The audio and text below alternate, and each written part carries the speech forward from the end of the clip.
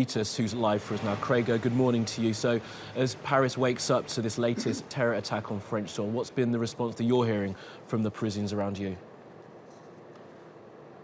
Well, shock, horror, the trauma here this morning is overwhelming. This again is in the wake of the assassination of the staff of Charlie Hebdo, the rock fans at Bataclan, and of course what happened at the airport in Istanbul. It's Francois Hollande's description of this. He called it killing, crushing, massacring. These are very strong words when spoken in French here. And as I was coming to the studio this morning, the streets, the day after the Bastille Day celebrations, the faces in the streets were just dour. A blame game is going to start now.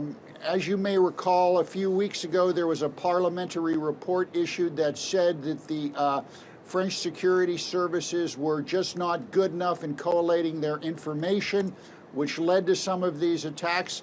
And you're going to hear that blame game coming out more. But people in the street are essentially saying, how can you stop these so-called lone wolf attackers?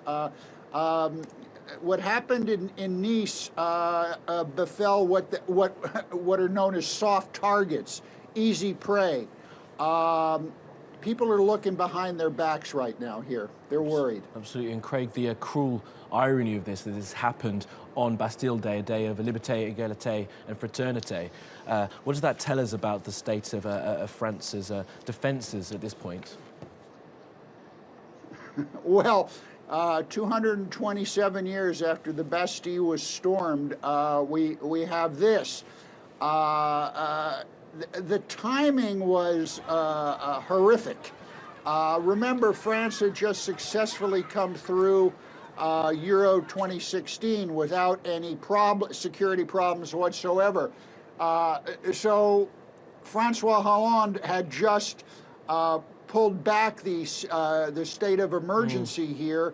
It was going to happen on I think it was the 28th of July. It was going to be pulled. Yep. A few hours later, this happens, and he has to put the state of emergency back in place. Well, it's almost like, Craig, isn't it, after Euro 2016, which was one of the most heavily policed tournaments ever held, the moment that finishes, that finished a couple of days ago, we have this, a soft target, thousands of people, and a truck being driven into them. They're making a point here, aren't they?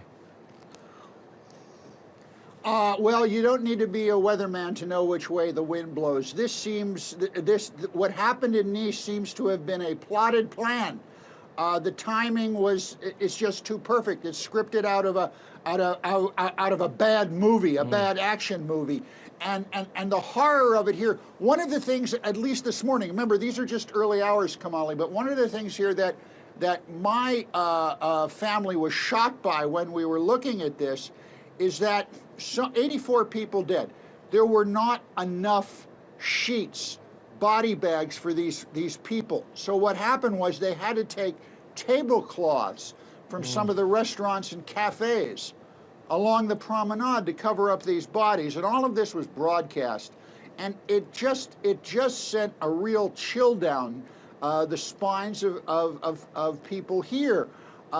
I cannot overemphasize the cascade effect of the attacks on Charlie Hebdo, Bataclan, the various restaurants, and the other terrorist events that have happened here, now culminating with this on Bastille Day Eve.